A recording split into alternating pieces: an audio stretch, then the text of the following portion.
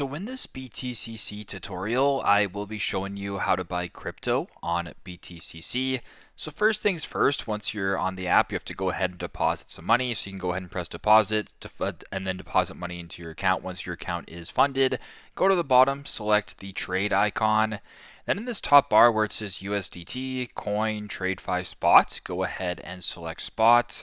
And once you're here where it says BTC to USDT, you can select that.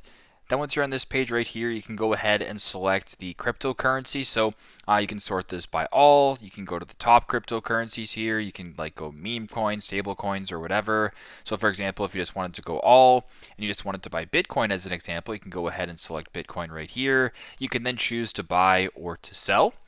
So if you have buy selected, you can go ahead and change your order type. So you can go limit order, market order, etc. I'll do a market order for this example.